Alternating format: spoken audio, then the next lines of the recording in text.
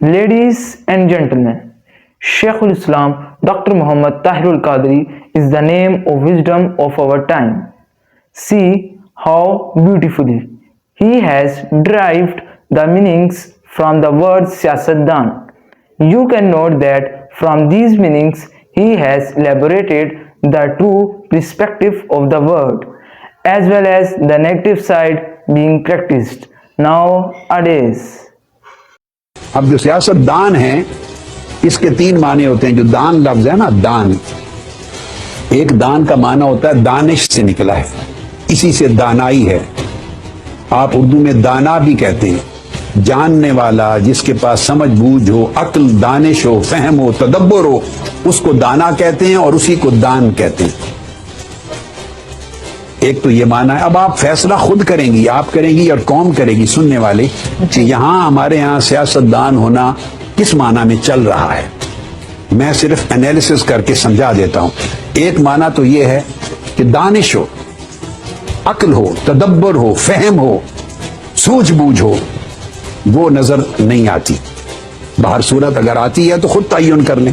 ایک تو سیاستدان کا مطلب ہے، سیاست کہتے ہیں ریاست اور عوام کے مابین تعلقات کو خوش اسلوبی سے چلانا، اور اس چلانے کا فہم، اس کا تدبر، اس کا فکر، اس کی عقل، اس کی دانش، اس کا علم وہ رکھنے والا.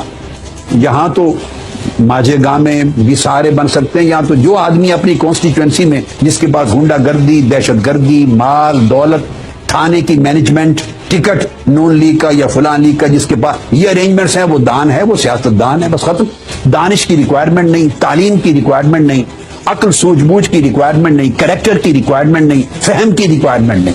یہ تو ایک دان کا معنی یہ ہے. اس کے ساتھ سیاست لگا لیں. ایک دان کا معنی اور ہے، وہ بڑا معروف لفظ ہے. وہ برتن کے لیے بھی دان کا لفظ یوز کرتے ہیں، جگہ کے لیے، ظرف اور برتن کے لیے. جیسے آپ کہتے ہیں روشن دان، تو ایسا سوراخ جس سے روشنی آتی ہے، تو وہ جگہ ہے جہاں سے روشنی آتی ہے. اسی طرح آپ لفظ یہ جو پان کھاتے ہیں نا لوگ بہت زیادہ، تو وہ ساتھ ایک برتن بھی رکھتے ہیں، تھوڑی تھوڑی دیر کے بعد اگلتے ہیں. اس میں پان جب کھاتے ہیں تو اگلنا پڑتا ہے. تو انڈیا کے لوگ اور Urdu speaking, Urdu back ground رکھنے والے لوگ وہ اگل دان کہتے ہیں اس کو. اگل دان یعنی وہ برتن جس میں اگال ڈالا جائے.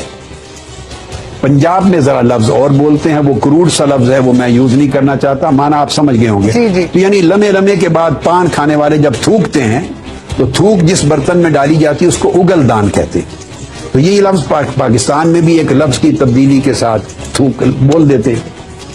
تو ایک دان ہوتا ہے جس میں کوئی چیز رکھی جائے. اس کا مطلب ہے وہ تھوک کو پوزیس کرتا ہے وہ برتن. تو یہ ہو گیا سیاستدان. مطلب ہے سیاست کو اگال کی طرح پوزیس کرنے والے، جنہوں نے قبضہ کر لیا ہے، جنہوں نے سیاست کو اپنے اندر بند کر لیا ہے. اب وہ عوام اس میں شریک نہیں ہو سکتے.